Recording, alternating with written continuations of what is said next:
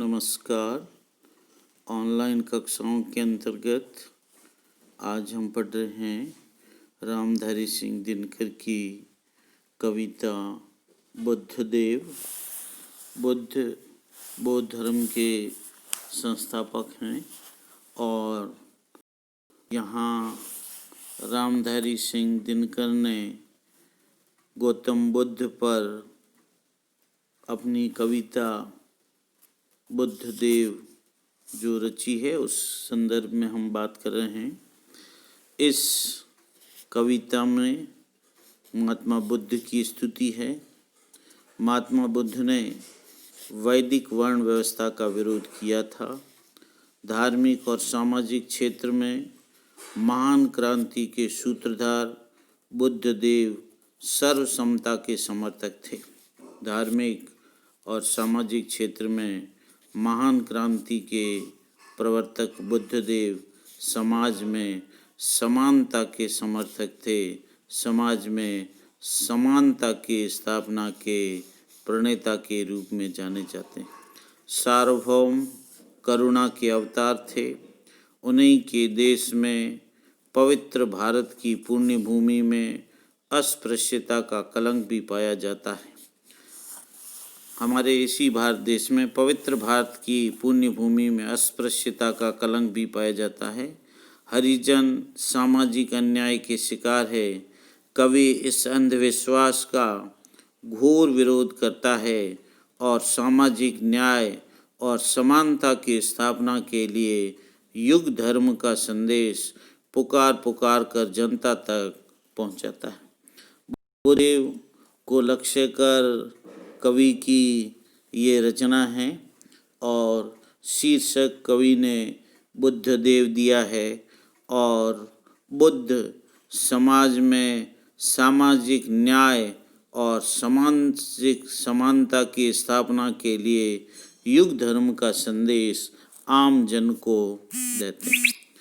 सिमट विश्व वेदना निखिल बज उठी करुण अंतर में, देव हुंकरित हुआ कठिन युग धर्म तुम्हारे स्वर में। कांटों पर कलियां गैरिक पर किया मुकुट का त्याग, किस सुलगन में जगा प्रभो यौवन का तीव्र विराग। चले ममता का बंधन तोड़ विश्व की महामुक्ति की ओर। कवि बुद्धदेव को लक्ष्य कह करके कहता है कि हे देव, संपूर्ण विश्व की वेदना आपके करुणा पूरित हृदय में जाग उठी। सिमट विश्व वेदना निखिल बज उठी करुण अंतर में। कवि बुद्धदेव को लक्ष्य कर कहता है कि हे देव, संपूर्ण विश्व की वेदना आपके करुणा पूरित हृदय में जाग उठी है। संसार के दुखों को दूर करने का भाव तुम्हारे मन में उद्भासित हुआ। देव हुंकरित हुआ कठिन युग धर्म तुम्हारे स्वर में। संसार के दुखों को दूर करने का भाव तुम्हारे मन में प्रकट हुआ। इससे तुम्हारे स्वर में मानव कल्याण रूपी युग धर्म की हुंकार व्यक्त हुई। देव हुंकरित हुआ कठिन युग धर्म तुम्हारे स्वर में। यहाँ कवि कह रहा है कि इससे तुम्हारे स्वर में मानव कल्याण रूपी युग धर्म की हुंकार व्यक्त हुई। दया करुणा का स्वर प्रकट हुआ। देव हुंकरित हुआ कठिन युग धर्म तुम्हारे स्वर में। हे देव, हे गौतम बुद्ध, तुम्हारे स्वर में मानव कल्याण रूपी युग धर्म की हुंकार व्यक्त हुई। दया करुणा का स्वर मुखरित हुआ। दया और करुणा का स्वर प्रकट हुआ। कांटों पर कलियां गैरिक पर किया मुकुट का त्याग, किस सुलगन में जगा प्रभो यौवन का तीव्र विराग। उस निमित्त आपने अपने सुखमय जीवन को कांटों से पूरित कर लिया और अपने राजसी वैभव को त्याग कर गैरिक वस्त्र साधु वेश को धारण कर लिया। कांटों पर कलियां गैरिक पर किया मुकुट का त्याग। उस निमित्त आपने अपने सुखमय जीवन को कांटों से पूरित कर लिया और अपने राजसी वैभव को त्याग कर साधु वेश को धारण कर लिया। किस सुलगन में जगा प्रभु यौवन का तीव्र विराग। ये आपके द्वारा धारित साधु वेश में जन कल्याण की भावना समाई हुई थी।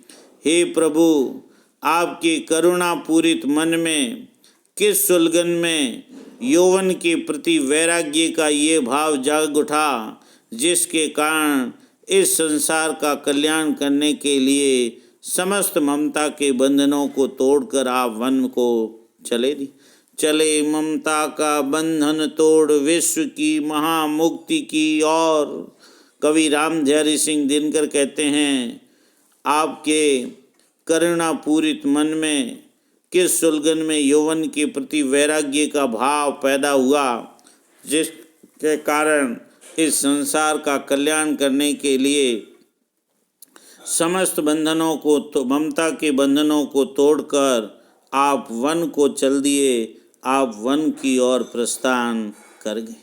सिमट विश्व वेदना निखिल बज उठी करुण अंतर में। देव हुंकरित हुआ कठिन युग धर्म तुम्हारे स्वर में। कांटों पर कलियां गैरिक पर किया मुकुट का त्याग। किस सुलगन में जगा प्रभो यौवन का तीव्र विराग।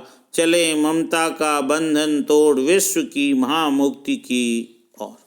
कवि बुद्ध देव को लक्ष्य करके कहता है कि देश, हे देव, हे गौतम बुद्ध, संपूर्ण विश्व की वेदना आपके करुणा पूरित हृदय में जाग उठी है। कहने का अर्थ यह है कि संसार के दुखों को दूर करने का भाव तुम्हारे मन में पैदा हो गया है। इससे तुम्हारे स्वर में मानव कल्याण रूपी युग धर्म की हुंकार व्यक्त हुई है। दया और करुणा का स्वर प्रकट हुआ है। उस निमित्त आपने अपने सुखमय जीवन को कांटों से पूरित कर लिया और अपने राजसी वैभव को त्याग कर गैरिक वस्त्र धारण कर लिए, साधु वस्त्र को धारण कर लिया। ये आपके द्वारा धारित साधु वेश में जन कल्याण की भावना समाई हुई थी। हे प्रभु, आपके करुणापूरी मन में किस सुलगन में यौवन के प्रति वैराग्य का ये भाव जागा, जिसके कारण इस संसार का कल्याण करने के लिए समस्त ममता के बंधनों को तोड़कर आप वन को चले दिए गए। यानी समस्त प्रकार के बंधनों को तोड़कर आप महामुक्ति के लिए वन को प्रस्थान कर गए। कवि ने महात्मा बुद्ध के मन में विश्व कल्याण हेतु जागी भावना की ओर संकेत किया है और यहाँ उनके मन में वैराग्य का भाव जो जागा है उसका यहाँ उल्लेख किया गया है। तप की आग त्याग की ज्वाला से प्रबोध संधान किया। विष पी स्वयं अमृत जीवन का तृषित विश्व को दान किया। वैशाली की धूल चरण चूमने ललक ललचाती है। स्मृति पूजन में तप कानन की लता पुष्प बरसाती है। वट के नीचे खड़ी खोजती जिन्हें सुजाता खीर तुम्हें। बोधि वृक्ष तल बुला रहे कलरव में कोकिल कीर तुम्हें। यहाँ गौतम बुद्ध संसार के सुखों को त्याग कर बुद्धत्व प्राप्त कर लौटने की प्रतीक्षा कौन कौन और किस प्रकार करने लगे थे, उसी का यहाँ चित्रण किया है। और कवि कहता है कि हे बुद्धदेव, तप की आग त्याग की ज्वाला से प्रबोध संधान किया। विष पी स्वयं अमृत जीवन का तृषित विश्व को दान किया। कवि कहता है कि हे बुद्धदेव, आपने सांसारिक एवं राजसी सुख भोगों को आग की लपट समझकर उन्हें त्याग दिया और तपस्या की अग्नि से ज्ञान प्राप्ति की ओर प्रवृत्त हो गई। तप की आग त्याग की ज्वाला से प्रबोध संधान किया। कवि कहता है कि हे बुद्धदेव, आपने सांसारिक एवं राजसी सुख भोगों को आग की लपट समझकर उन्हें त्याग दिया और तपस्या की अग्नि से ज्ञान प्राप्ति की ओर प्रवृत्त हो गए। विष पी स्वयं अमृत जीवन का त्रसित विश्व को दान किया। आपने संसार के कल्याण के लिए कठोर तपस्या का विष स्वयं पान किया और आत्म कल्याण के लिए प्यासे संसार के प्राणियों को अमरता प्रदान की। विष पी स्वयं अमृत जीवन का त्रसित विश्व को दान किया। आपने संसार के कल्याण के लिए कठोर तपस्या का विष स्वयं पान किया और आत्म कल्याण के लिए प्यासे संसार के प्राणियों को अमरता प्रदान की। वैशाली की धूल चरण चूमने ललक ललचाती है। स्मृति पूजन में तप कानन की लता पुष्प बरसाती है। वैशाली गणराज्य की इस तुच्छ शासन व्यवस्था सदैव आपके चरणों को राज्य में ही स्थिर रखने हेतु हमेशा ही ललचाती रही, किंतु आप राज्य के बंधन में नहीं फंसे, अर्थात उसकी मोह माया के प्रति अनुरक्त नहीं हुए, बल्कि भगवान स्मरण एवं पूजन में वन में तपस्या करते रहने पर वहाँ की प्राकृतिक संपदा के रूप में लताएं आप पर पुष्प वृष्टि करके स्वागत करती रही। स्मृति पूजन में तप कानन की लता पुष्प बरसाती है। कवि यहाँ कह रहे हैं, वैशाली की धूल चरण चूमने ललक ललचाती है। स्मृति पूजन में तप कानन की लता पुष्प बरसाती है। वैशाली गणराज्य की तुच्छ शासन व्यवस्था हमेशा आपके चरणों को राज्य में ही स्थिर रखने हेतु हमेशा ही ललचाती रही, किंतु आप राज्य के बंधन में नहीं फंसे, अर्थात उसकी मोह माया के प्रति अनुरक्त नहीं हुए, बल्कि भगवत स्मरण एवं पूजन में वन में तपस्या करते रहने पर वहाँ की प्राकृतिक संपदा के रूप में लताएं आप पर पुष्प वृष्टि करके स्वागत करती रही। वट के नीचे खड़ी खोजती जिन लिए सुजाता खीर तुम्हें, बोधि वृक्ष तल बुला रहे कलरव में कोकिला कीर तुम्हें।